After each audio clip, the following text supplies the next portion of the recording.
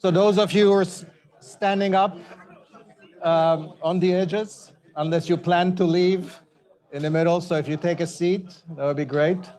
So some people are still grabbing their food, but we have to start not to fall too far below our schedule and also not to abuse Daron's patience. So one of the things I should have said when I introduced Daron is that he co-directs with David Autor what is essentially the sister initiative to our Reimagining the Economy program at MIT, also funded by the Hewlett Foundation. And that initiative is called Shaping the Future of Work. Shaping the Future of Work. Right. We are the less well-organized sister. We had a head start. I'm sure you'll catch up because of your but I want to ask a question about that to start us off in relation. It relates to some of the things you mentioned in passing in your comments. David Autor had a nice piece recently where he talked about some of the possible paths of AI and how it might actually help less than college-educated workers in the United States, undo some of the labor market polarization that has had so many negative consequences in the advanced economies. And I just wanted to ask your take on that as to whether, I mean, he seemed cautiously optimistic about this. I wanted to have your take on sort of, whether you agree with him or sort of, or what it would take to put us on that kind of a path. Yeah, so I think, David's a great friend, frequent collaborator, so I couldn't disagree with him too much. David and I are perfectly aligned that there is a path of AI technologies that would be much better for workers than the current equilibrium. The way that I would put it is that generative AI is a really information technology par excellence, meaning that it has the ability to provide real-time, context-dependent information. We live in an age in which information is abundant, useful information is scarce. If something breaks down at home, good luck finding the right information for fixing it. But generative AI has the capacity to provide that sort of information, and if it does, it can expand what workers can do. The image that I have in my mind that, I mentioned this in several writings, including in the book with Simon, is like we can actually make manual workers much more productive, because a lot of the things that manual workers do is problem solving. Electricians, plumbers, blue-collar workers. So it's really that prospect that should motivate us. So on that, David and I are perfectly aligned. And in fact, Simon Johnson, David and I wrote a paper called Can We Have Pro-Worker AI, which developed that idea.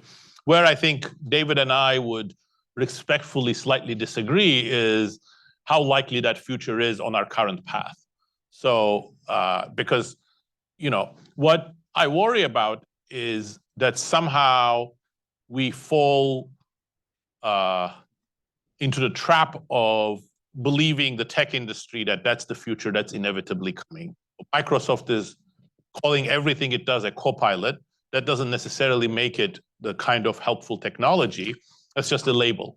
So, so the question is, will we get there on our current path? I think David, when he says he's cautiously optimistic, what he means is that there will be some ways in which we'll get there. Some of the co-pilots will work, and he thinks it's possibly feasible for us to give a little bit more push to that agenda.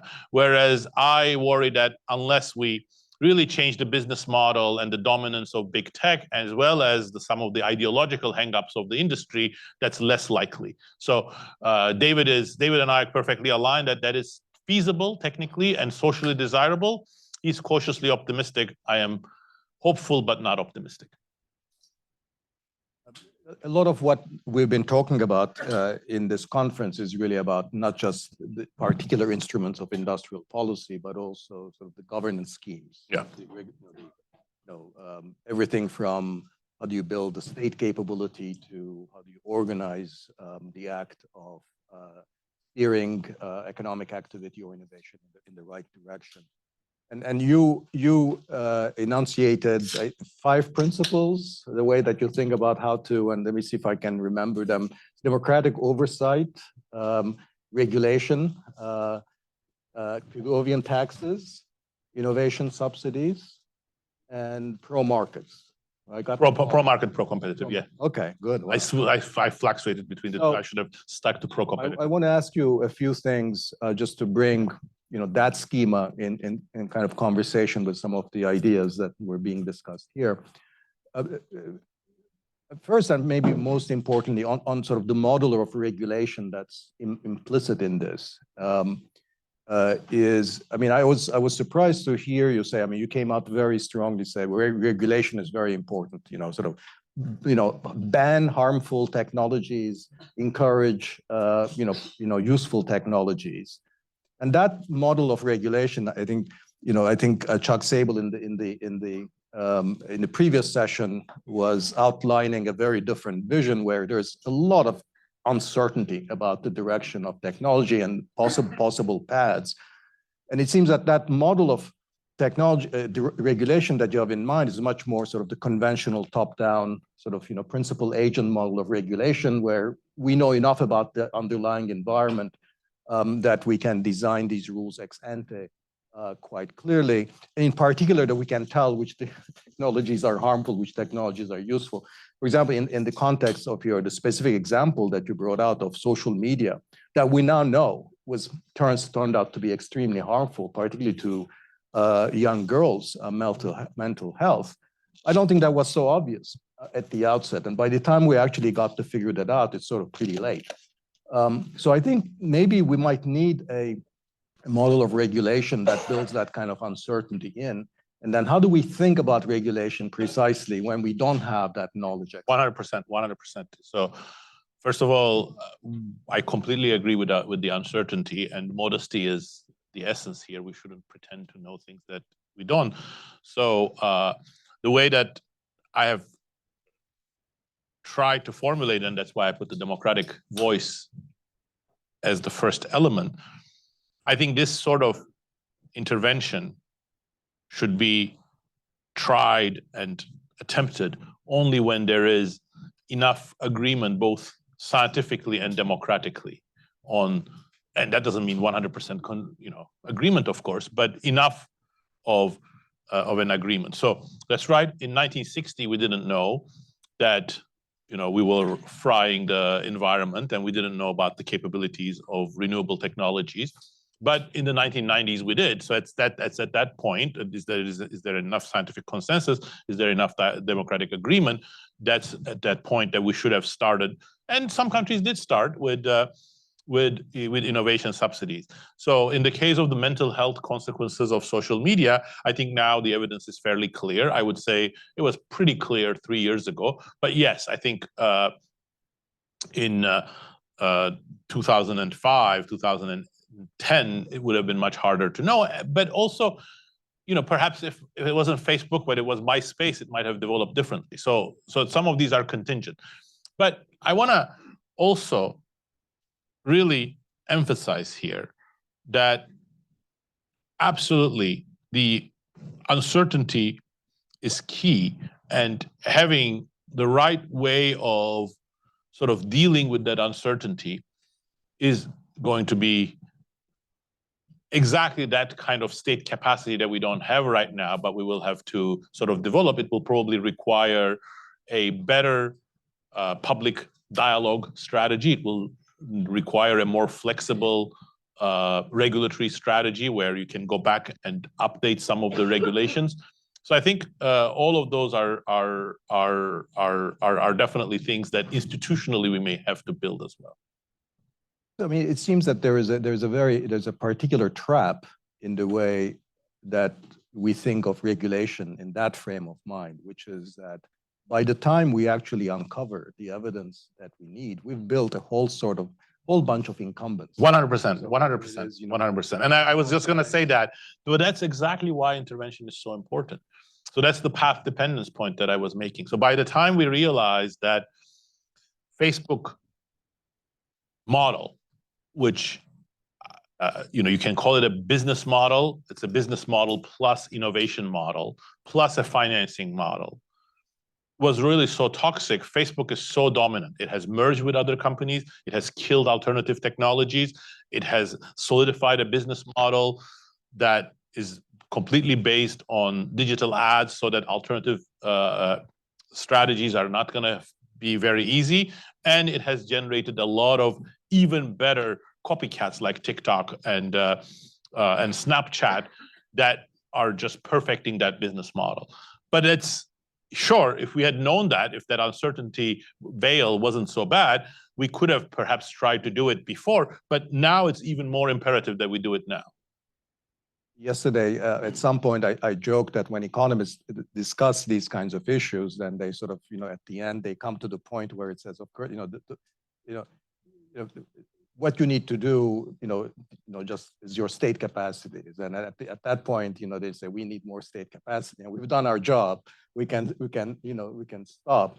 But it seems that sort of is hiding so much. And when you start thinking about state capacity seriously, then everything that you think about your regulatory model becomes endogenous to it. And then so you can't really disentangle it, saying that here is the model of regulation, but of course to do it you need the state capacity. I mean, that doesn't seem like a coherent way of thinking about it. Well, I mean, I think we've made a lot of progress. Again, I think economists learned a lot from political scientists and political sociologists who had started thinking about state capacity. I think we've made a lot of progress in understanding the role of state capacity and the nuanced type of state capacity, that it's not the capacity to, just impose a particular type of norms, but what Peter Evans called embedded autonomy, meaning that it actually needs to be in the context of communicating and working with society. But we are very much at the infancy of knowing how to build that, especially build that in a tech age where the types of capacities that we're talking about are very different. But also, I think somebody in the previous panel also hinted at that. You cannot build those muscles unless you use them. So you have to start doing it. But again, recognizing the uncertainty point, if you start doing it wrong, you don't want to get stuck in there. So that's probably true in state capacity as much as it is for technological platforms. I'll ask you one related question, and then after that, I'll turn to the audience. So those of you who have questions, comments, anything to say, just get ready. I mean, relatedly, the idea of democracy, and I'm totally with you on that, but I think many people might find the way that you present democratic accountability and how that's going to sort of monitor and control this process, perhaps a little bit naive in light of sort of our recent experience with democracy. I mean, in all of the examples that you brought, like, it took a lot longer time than when we got aware of the climate externalities that we started to talk about it, and the Congress will still not pass a carbon tax, and that's democracy for you.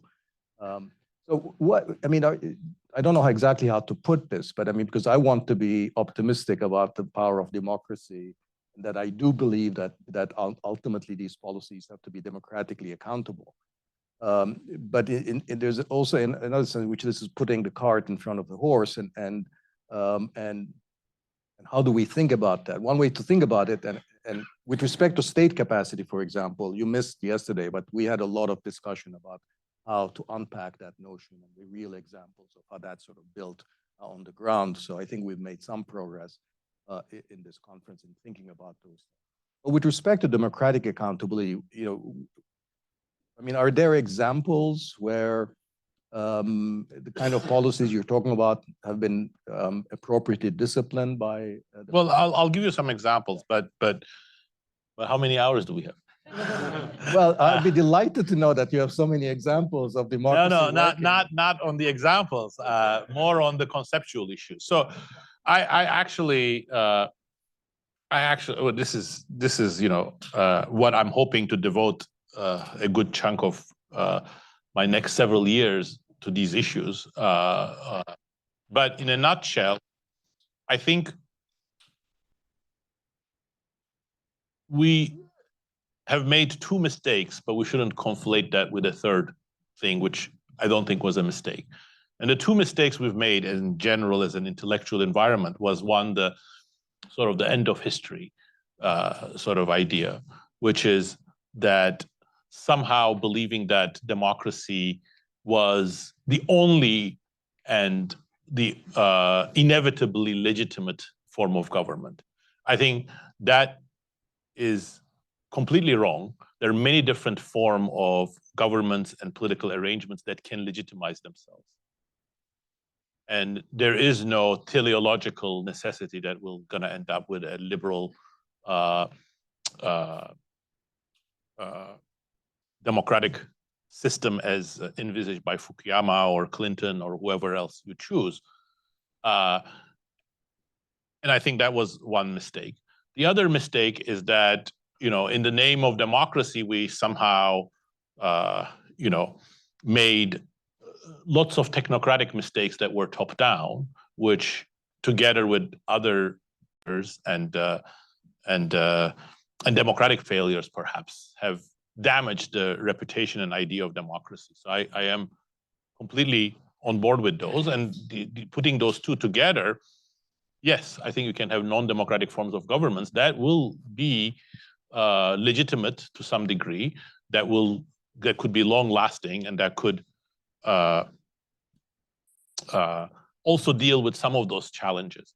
But the third conclusion to draw from that democracy is not essential would be a mistake. So I think there is actually, I think we can double down on democracy, and it has good normative philosophical foundations as well as good positive evidence for it. We don't need the end of history or the current form of democracy.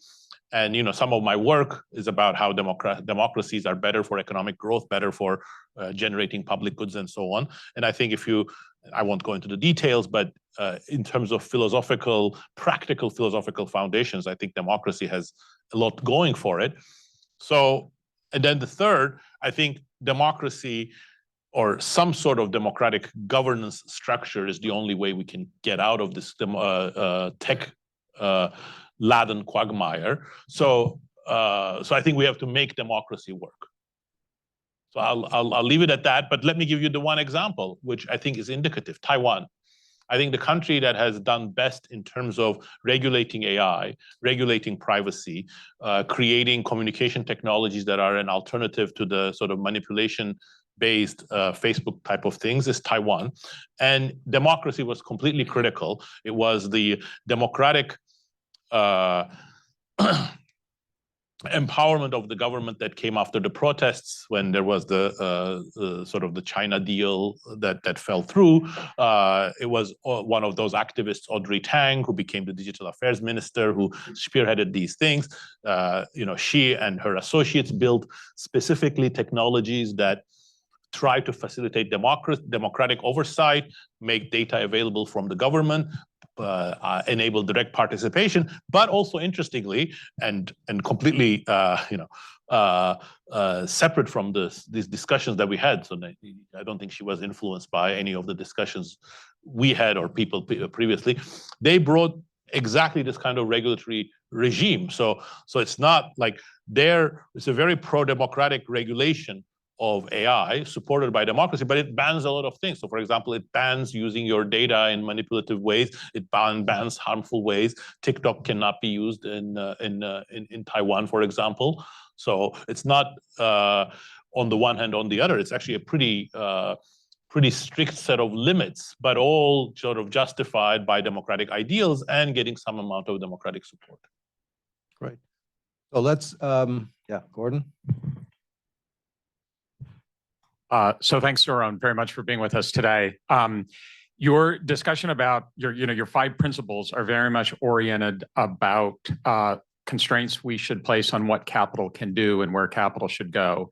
And given where we are and still an early part of this process of defining a new path, I'm wondering how much we want to be thinking about labor in this context. So you give us this hopeful vision that we could develop AI to make welders and plumbers more productive.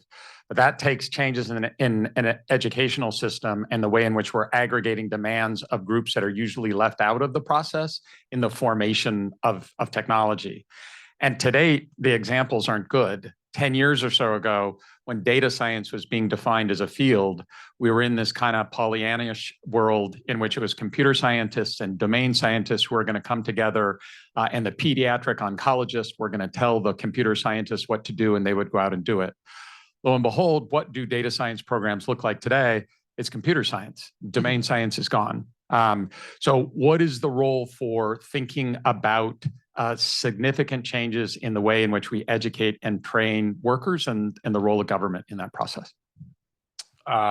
Lots of very, very interesting questions, Gordon. I think there are many aspects to that, but let me say three things. The first one is absolutely education is key. I tend to underemphasize it for a very simple reason, because I was so frustrated over the last 20 years that when economists talked about inequality, the only solution they produced was more education. And I don't think that's the right solution. And I don't think it's the right solution to send more people to college as a way of dealing with inequality. There may or may not be other cases for it. So I think we really have to think of the capital, technology, and the market structure first. Education has to be part of that, but just emphasizing education as if it's like a panacea wouldn't work. And I think it's something we have to sort of stop doing as economists because it's a way out. Second, I think the real part of the education system that we need to change is the community college. So the community college played an amazingly important role. And I think it's lost its way. So if you look at the data, throughout the 1990s, early 2000s, workers with community college degrees, for example, did even worse in some areas than high school graduates. So that's sort of the value of community college degrees not doing so well. So I think this vision of creating better problem-solving plumbers, craftspeople, electricians, manual workers also requires community colleges to be changed. And then, what about the technology creators? I think there, it's not the education programs per se, but I think the broader social ethical dimension that's really important. And I think we're doing very well there relative to the past, not very well in an objective measure. But if you look at business schools, and I've written on business schools, I think business school curricula started changing in a more hopeful direction. If you look at computer science programs, they are now putting much more emphasis on social ethical aspects. It won't change unless the industry changes, but I think as a complement to how the industry can change, there is already some amount of transformation in those things. Probably more needs to be done, but most of it probably is going to happen in a decentralized manner.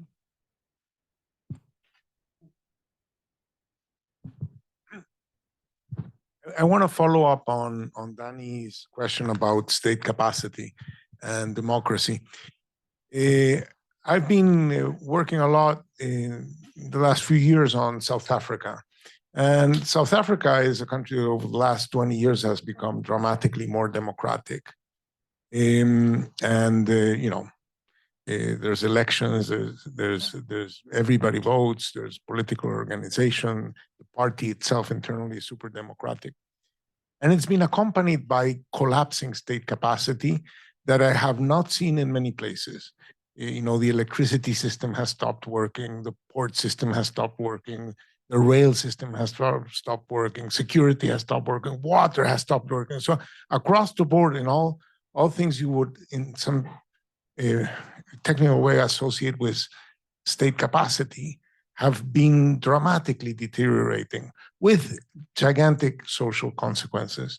So I appreciate the example of Taiwan, but I would like to just pick your brain as to what you think might have happened to explain both deeper democracy and collapsing state capacity. Great question. I think that's a hard one because I don't know what the structural reasons that conditioned that path is. Obviously, I think as a proximate cause, the Zuma regime, which really became much more corrupt than even anybody outside or inside could have imagined before Zuma came to power, was a very important part of it. The other thing, which I think is probably important, that South Africa had a huge increase in inequality despite democratization, which is partly because now related to the education system and other things, the black middle class benefited from the end of the white rule and all of the discriminatory aspects of it. And then a lot of people at the bottom of the income distribution didn't. So that really made the tensions much worse. Could it have been managed differently? I don't know. But yes, corruption, I think, is a really critical element of what democratic systems need to bring under control in order for them to gain legitimacy. Some recent work I have with several co-authors, Carlos Molina, Martin Fispine, Javad Aksoy, and Nico Eichmann, just to name them, we provide a lot of different types of evidence suggesting that democracies really undermine their support when they're corrupt and they look incapable of dealing with fundamental problems. And conversely, when they are able to do so, they significantly increase their support and their capacity as well. So I think corruption, actually, I've always thought corruption was a symptom rather than a cause, but how strongly corruption comes up as a key determinant of people's perception of whether democracy is working or not is really striking. So I think whether there were structural reasons that made that corruption inevitable in South Africa, I don't know, but I think that corruption and an inability to deal with the fundamental problems that appeared was a very important part of it. I read actually the South African experiment much more positively for democracy, because as I think you intimate, I mean, the worst deterioration in state capacity took place under Zuma, when in fact the regime was moving precisely away from democracy. That was the more authoritarian interregnum. I think the other thing I would say about South Africa is that I think, we have to appreciate that South Africa moved, its institutions had to move from an economy which was essentially serving just the needs of a very rich white, elite. And now it has to serve the needs of a whole country, where basically you have to think about sort of the income level that goes with what kind of institutions you have, having fallen by, a significant amount. So the question is, in some sense, even if you forget the Zuma interregnum, it's that, in some sense, there is a convergence from above to the kinds of institutions that an economy like South Africa at that level of average income, not to mention the inequality, would normally have. But finally, the most important, I think, in terms of institutions, the most remarkable thing is that South Africa has achieved something that very few countries have, because after making this transition to some version of populism, authoritarianism, actually it bounced back to democracy. That's the most amazing thing. In conditions that were so unfavorable in terms of gaps in income and wealth and all kinds of other tensions. None of this to say that what you said isn't true, that the institution capacity there is really, but I think I take a more positive reading for democracy.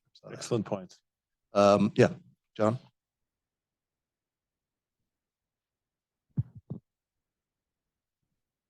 I want to come back to Dani's comment on governance, but I want to try to expand it a bit to think about global governance of some of these tech companies. And in particular, if you think about the United States approach, it's all ex post, it's antitrust with some regulatory overlay. And then if you think of how Europe is approaching it, they have a new Digital Markets Act, ex ante, it's focused on kind of upfront trying to control, even though you can't predict, creating experimental processes. You have China that has a very authoritarian view. And if you think about some of these tech companies, states are obviously geographically bound and defined by those boundaries. Companies are national, global. Information flows are going across boundaries extensively.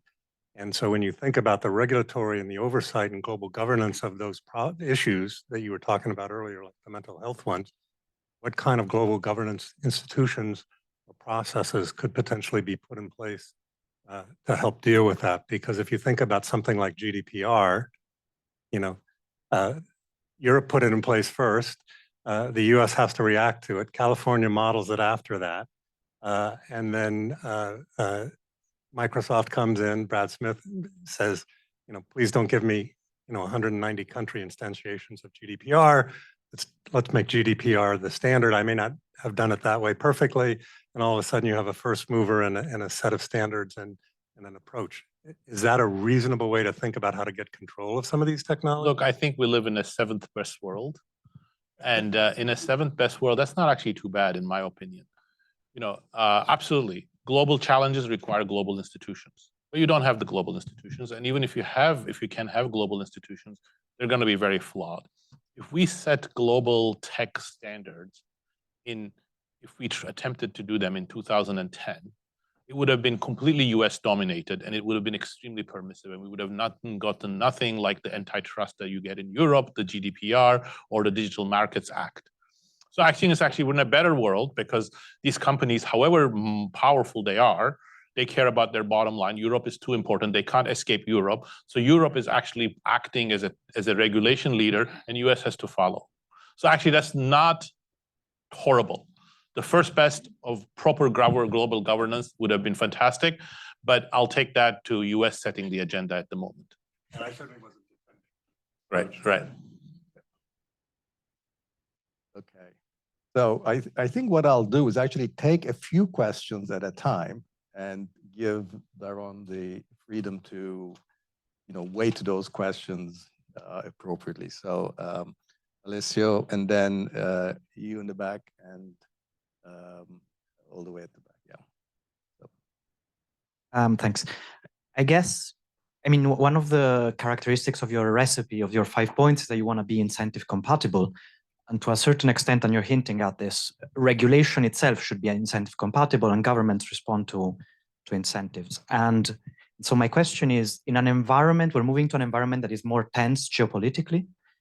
And if that is the case, one could make the point that actually the strength of companies is going to increase and not decrease, and that governments have less of an incentive to regulate their own companies in order to try and win the global race for certain technologies. This can be true for AI. This can be true for the space race. It can be true for a variety of things. And so how do you, to a certain extent, aren't you afraid that your recommendations are going against a mega trend that is going to push in the opposite direction? You can introduce yourself also. Alexander Koptel, I'm a PhD student at Sloan. I wanted to ask, it seems from what I understand that your proposal is rather reactive. It takes time for these technologies' effects to be studied, come to a scientific consensus, and then come to political consensus, both of which take a lot of time. Obviously, this is an issue with any sort of regulation, or a lot of it, but I was just curious how you think about that. Glad that you are able to convene MIT students with MIT faculty to talk. There was Sekmin. Yeah. Hello.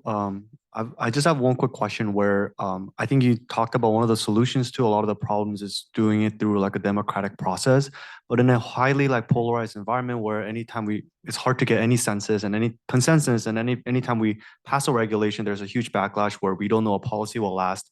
What does it really mean to create like a democratic solution? Yeah.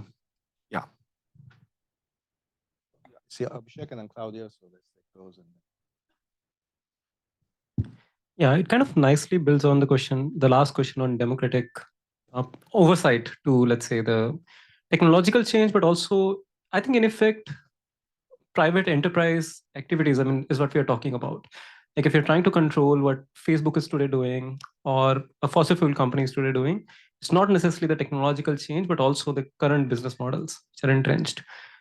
But I want to just throw a proposition that what if instead of mediating this through regulation with a democratic oversight, you mediate the democratic oversight through retail investors owning at least a certain share of the company via regulation. So as the companies grow, you keep increasing the retail investors' ownership. That at least this much has to be owned by the retail investors. Would that create a different pathway? Like if 66% of Facebook today is owned by retail investors, I think the decision making would change very drastically compared to a government coming in and sort of mediating this. If anyone would like to reflect on that. One final one, if you can hold it. They're all sort of related on your model of regulation. But, yeah. Well, thank you so much. You have written extensively about this influence of rapacious political institutions that create themselves this type of economic institutions. But now we live in an era in which this democracy is dominated not only by populists, but by populist libertarians who are, I want to see what that's your recipe, like regulation. That's a forbidden world in that, type of world. Peguvian taxes, that's forbidden world, also there. Democracy, influence of voice of democratic voice. Oh, no. That's, sort of almost all your recipes, your 5 points are ruled out by current leaders of the populist libertarian new sort of politicians, not only in the global south, but in the global north. So I wonder, how do you reconcile or how do you prospect those things? And in the way, what could be the way to fight back?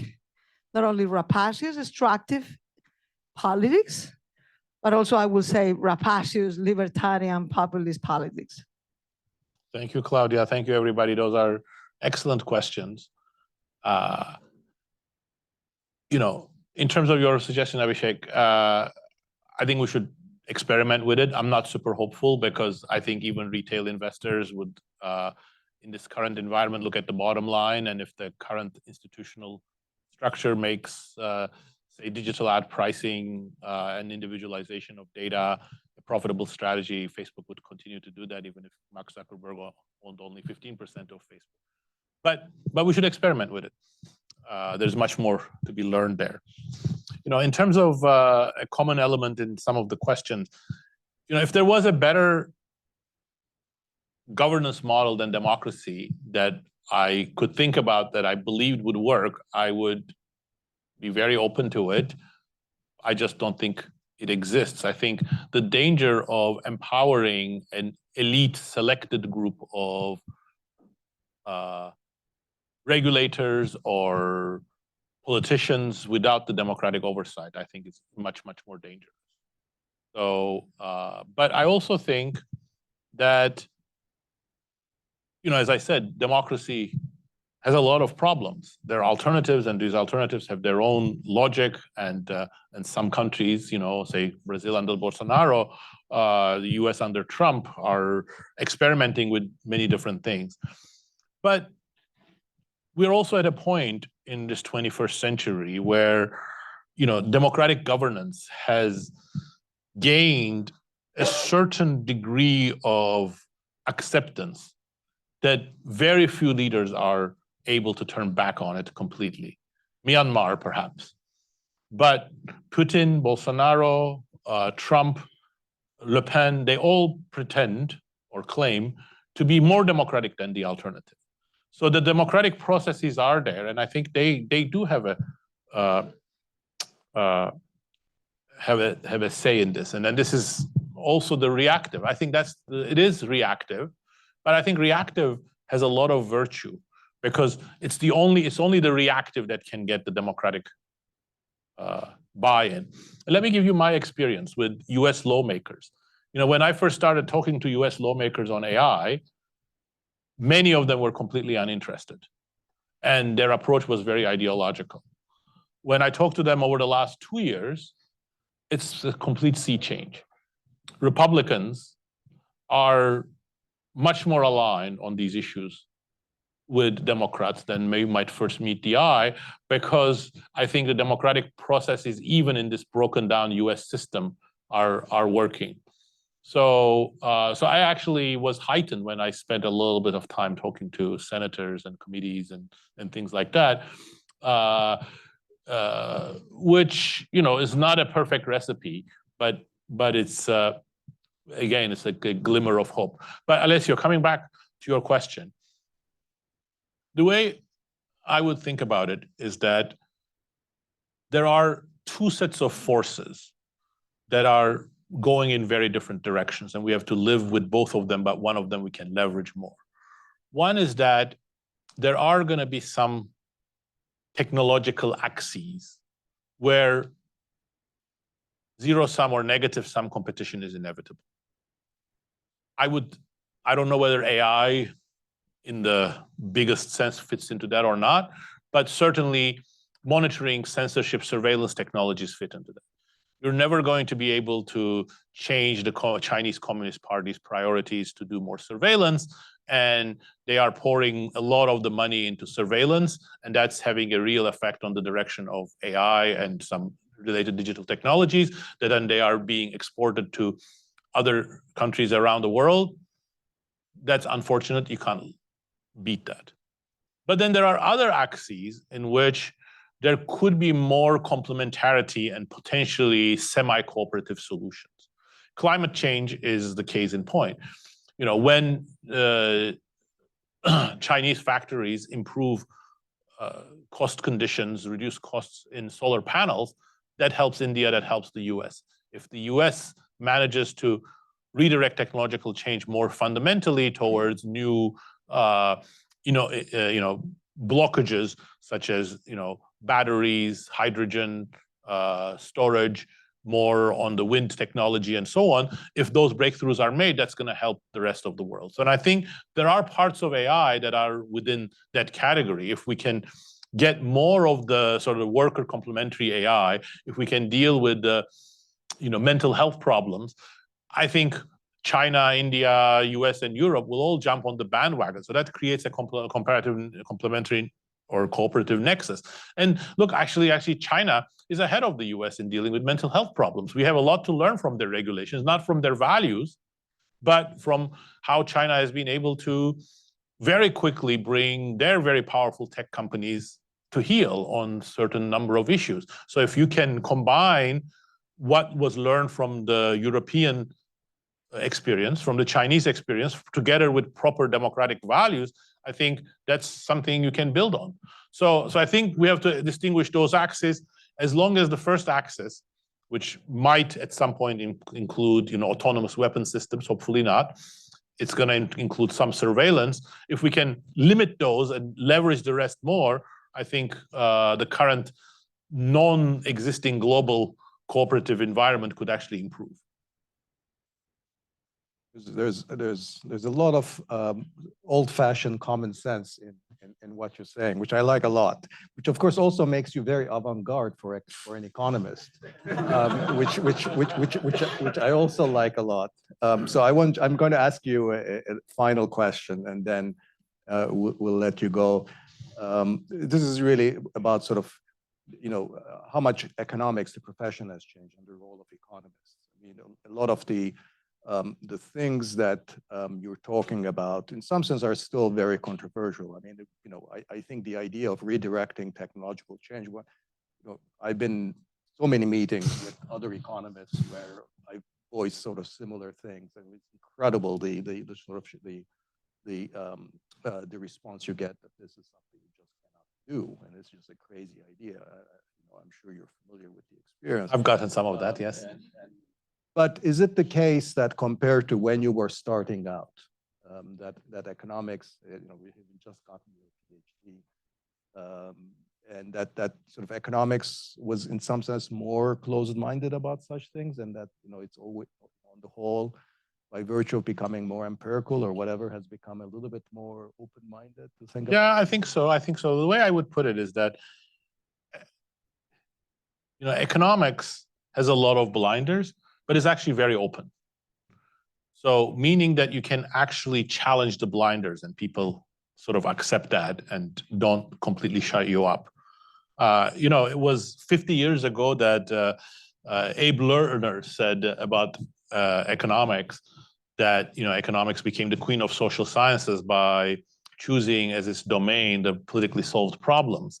And that's right. It may even be worse than that. But then the really worst part of it is that a lot of economists ignore the fact that power relations matter, and they are, by sort of ignoring them, they're actually really distorting their analysis. On the other hand, economics is hugely open when you point this out and you show that, well, both conceptually and empirically, you have different approaches. So that's why behavioral economics, started from zero and became so very quickly dominant.